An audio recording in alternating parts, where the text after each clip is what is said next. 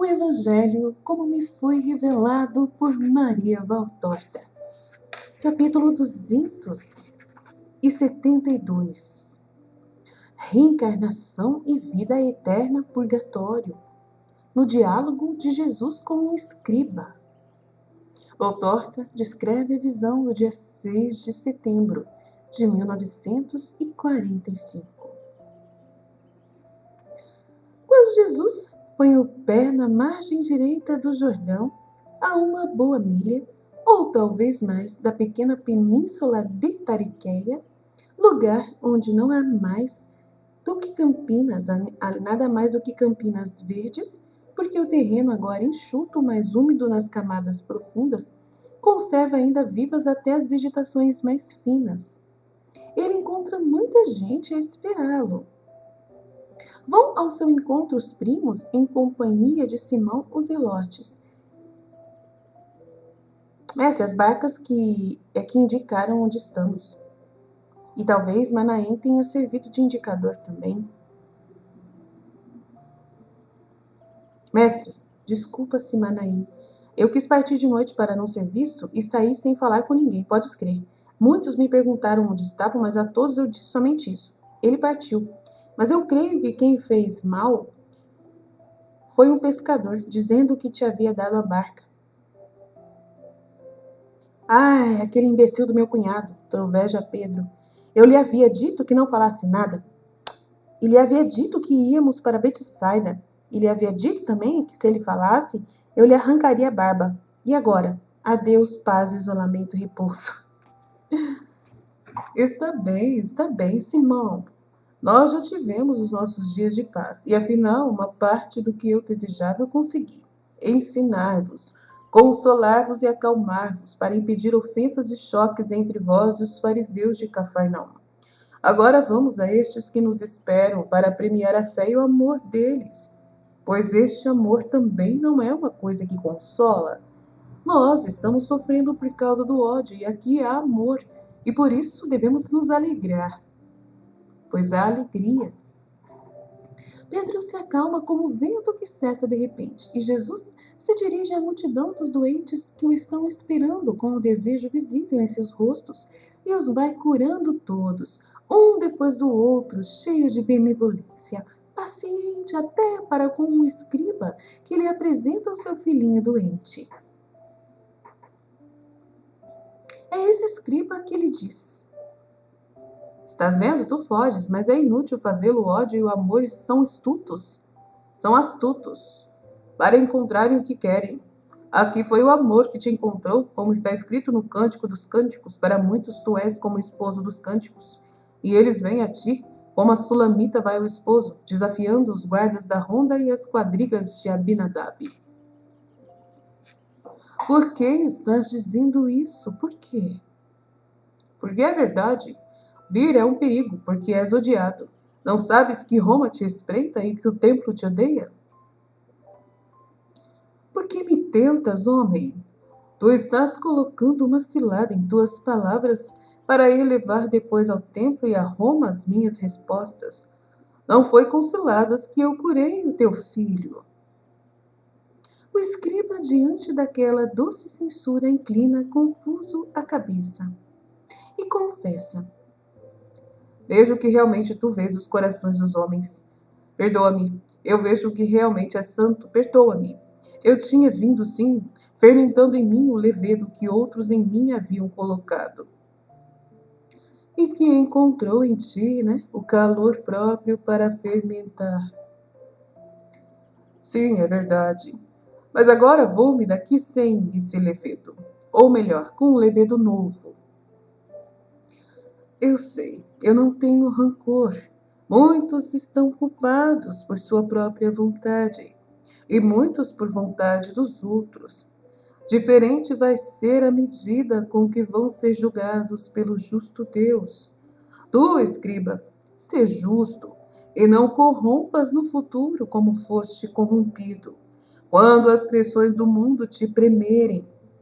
Olha esta graça viva que é o teu filho, que foi salvo da morte, e ser reconhecido para com Deus.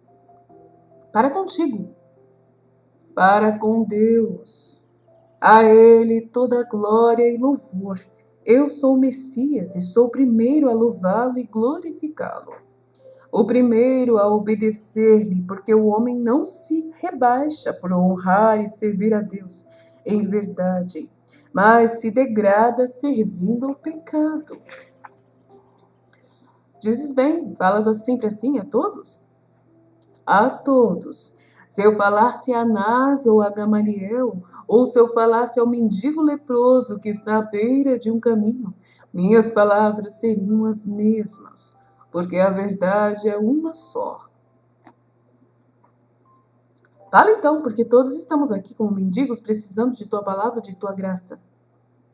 Eu falarei, para que não se diga que eu tenho preconceitos contra quem é honesto com suas convicções.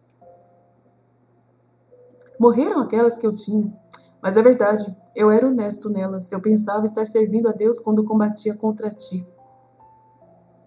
É sincero, e por isso mereces compreender a Deus que nunca é mentira. Mas as suas convicções não estão ainda mortas, não. Eu te digo, elas são como gramíneas queimadas. Por cima parecem mortas, mas na verdade elas apenas sofreram um duro assalto que as enfraqueceu muito. Mas suas raízes estão vivas, e o terreno as nutre, e as orvalhadas as convidam a lançar novos rizomas, e estes lançam novas folhas. É preciso vigiar para que isso não aconteça, ou serás de novo invadido por essas gramídeas. Israel é duro para morrer. Israel, então, deve morrer, é uma planta má?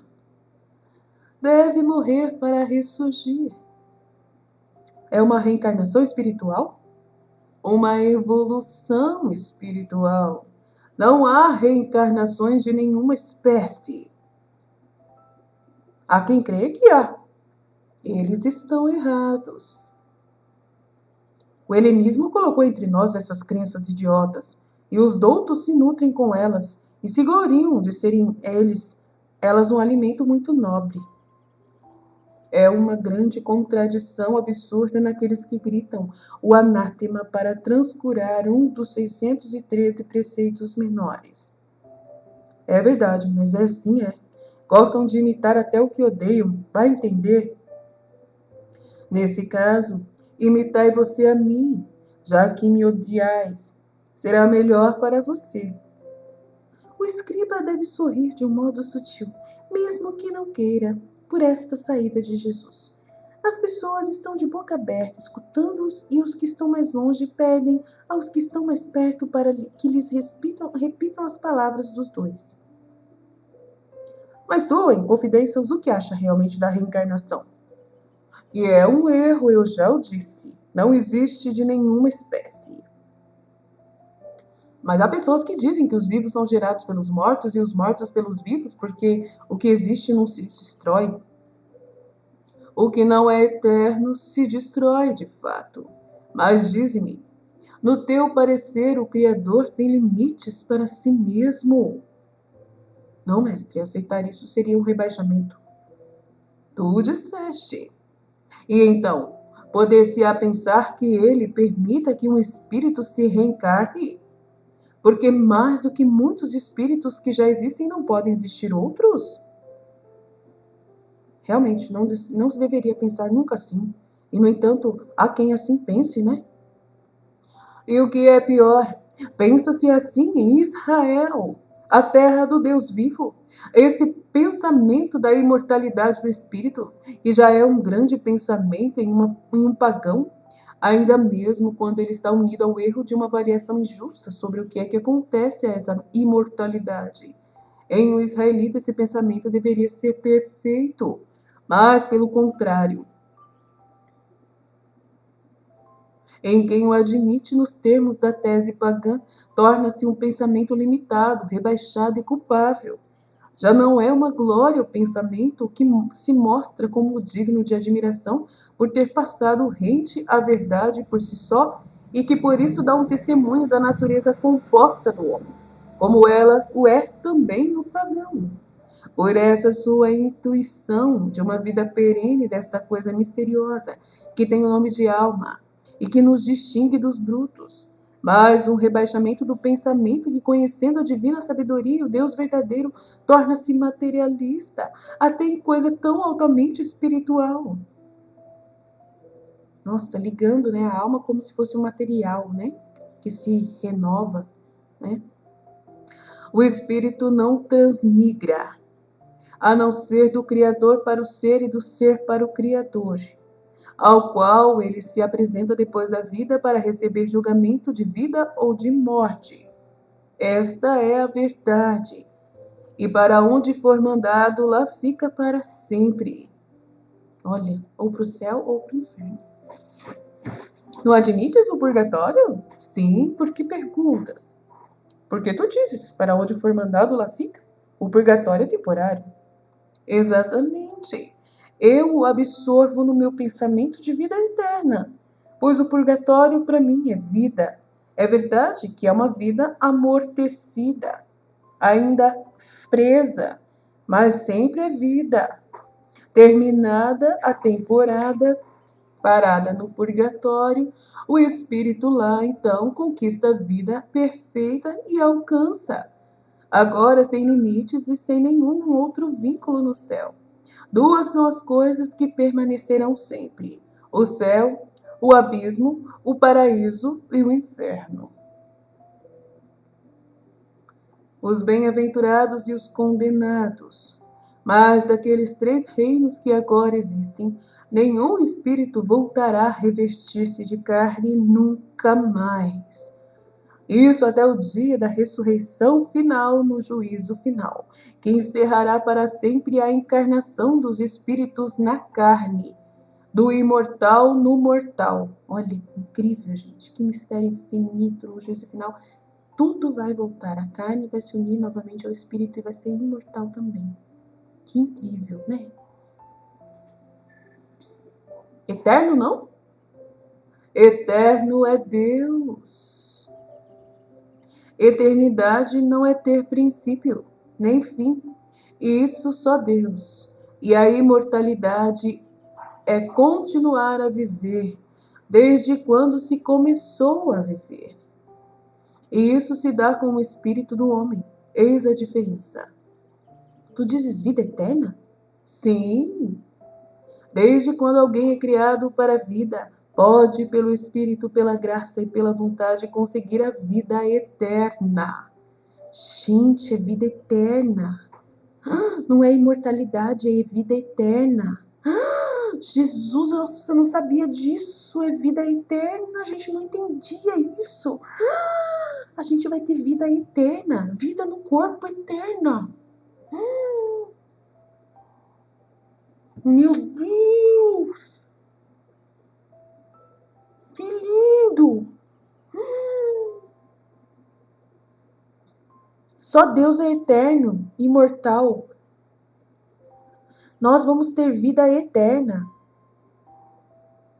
Meu Deus, que lindo! Desde quando alguém é criado para a vida, pode, pelo Espírito, pela graça e pela vontade, conseguir a vida eterna, não a eternidade. Vida pressupõe começo. Não se diz vida de Deus, porque Deus não teve princípio. Olha, que incrível, incrível, nossa, que incrível. Nossa, ainda não entendi tudo, mas, meu Deus!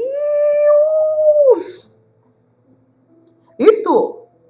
Ele perguntando, e você? Eu viverei, porque também sou carne. E ao Espírito Divino eu tenho unida a alma do Cristo na carne do homem. Nossa, ele vai viver para sempre. Jesus vai viver para sempre.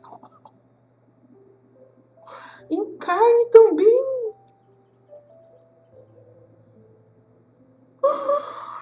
Que coisa incrível.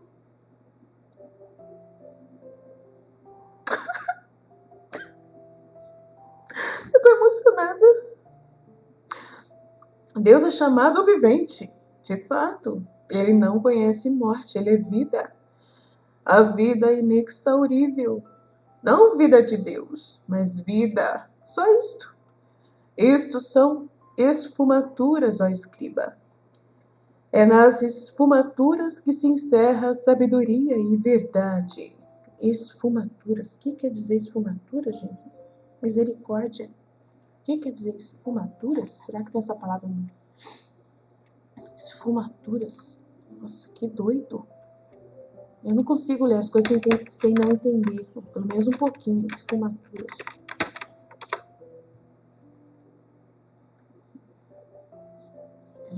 Esfumaturas. É qualquer coisa que deva ser interpretado, decifrado, compreendido através de mil curiosas esfumaturas. Várias formas, né, de entender. Esfumatura.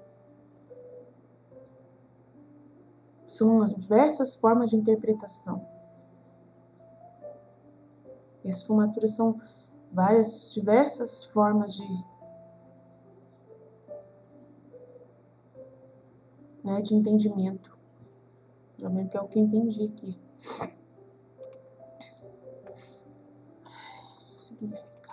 Significa.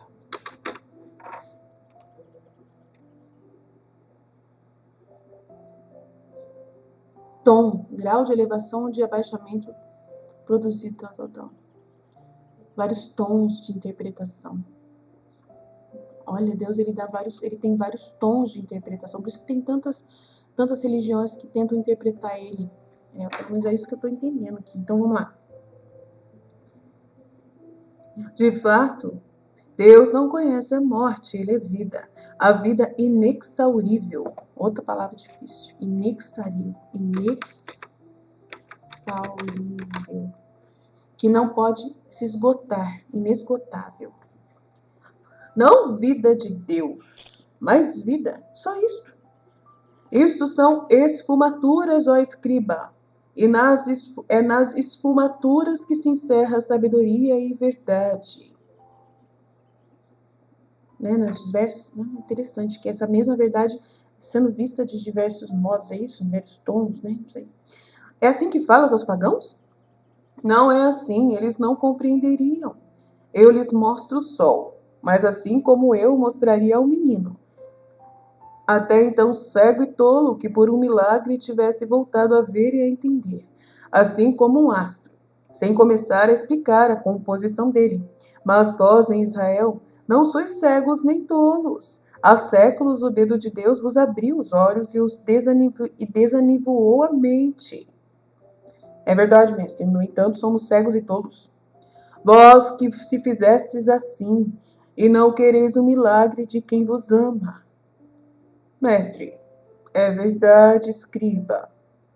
Este inclina a cabeça e se cala.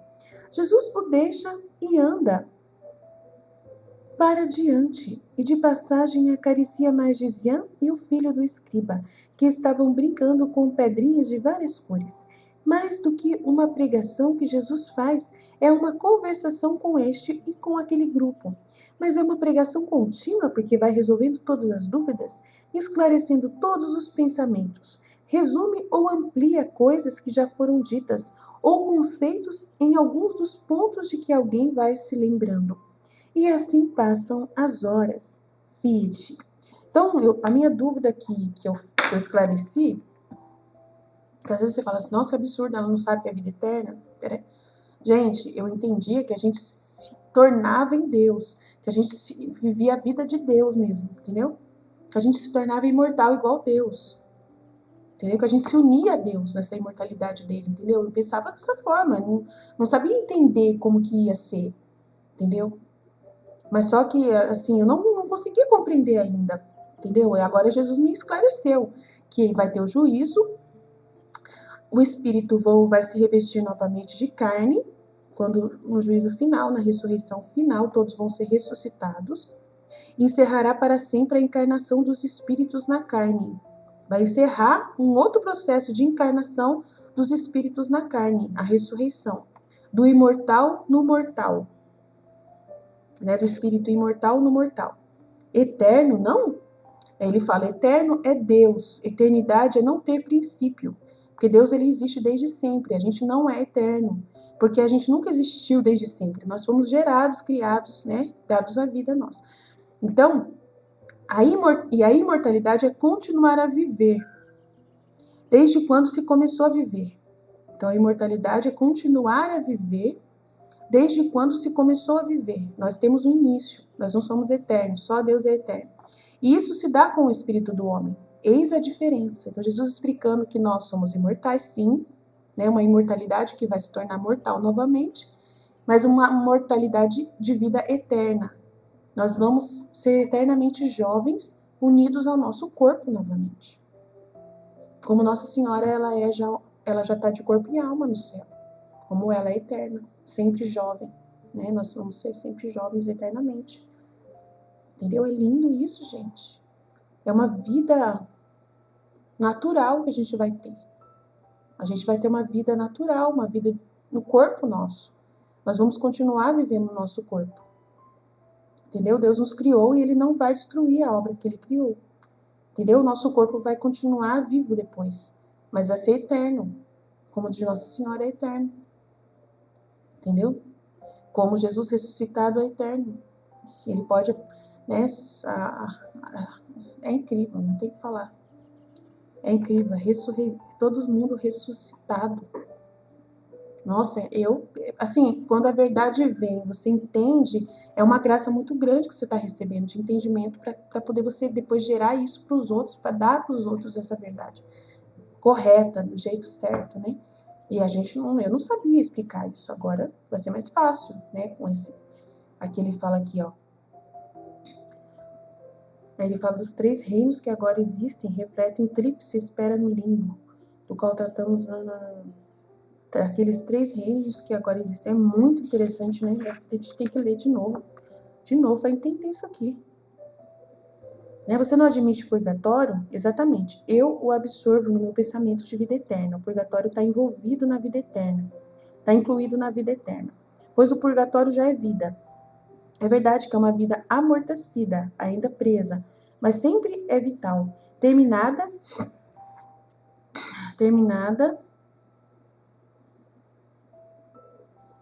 a temporária parada no purgatório. O espírito conquista a vida eterna, a alcança. Agora sem limites e sem nenhum outro vínculo, porque foi salvo. 2 são as coisas que permanecerão. O céu, o abismo, né, onde o demônio vai ficar para sempre. O paraíso e o inferno. Os bem-aventurados e os condenados. Mas aqueles 3 reinos que agora existem, nenhum espírito voltará a revestir-se de carne. Né? Daqueles 3 reinos que agora existem, é interessante. Ó, nesses 3 reinos, onde tem gente no inferno, onde tem gente no purgatório, né? Onde tem gente no céu, ninguém vai voltar a revestir-se de carne enquanto não acontecer o juízo final. Até o dia da ressurreição final, que encerrará para sempre a encarnação dos espíritos na carne, do imortal no mortal, que daí a gente vai reassumir os nossos corpos mortais, de novo vão ser ressuscitados. Eterno não? Eterno é Deus, a eternidade é não ter princípio nem fim, e isso só Deus, e a imortalidade é continuar a viver desde quando se começou a viver, e isso se dá com o espírito do homem. Eis a diferença entre Deus e o homem. Tu dizes vida eterna. Sim, desde quando alguém é criado para a vida, pode, pelo Espírito, pela graça e pela vontade, né, se salvar, conseguindo a vida eterna. Não a eternidade. Não a eternidade. Você vai conseguir a vida eterna, mas não a eternidade, porque a eternidade Deus só que tem. Né? Vida pressupõe começo. A gente teve um começo. Não se diz vida de Deus, porque Deus não teve princípio. E tu? Eu viverei, porque também eu sou carne. E ao Espírito Divino eu tenho unida a alma do Cristo, na carne do homem. Deus é chamado vivente. De fato, ele não conhece morte, ele é vida. Uma vida inesgotável. Não vida de Deus, mas vida. Ele é vida, ele é a própria vida, ele é a fonte da vida. Só isto. Isso são esfumaturas a escriba. Né? O resto é esfumaturas. tons que falam da mesma coisa. E assim que falas aos pagãos, não é assim. Eles não compreenderiam com todos os detalhes, né? Eu somente lhes mostro o sol como mostra para um menino, para uma criança, né? Que até um cego tolo, por um milagre, se tivesse voltado a entender, né? Agora aqui para vocês eu explico melhor, porque vocês têm algum entendimento.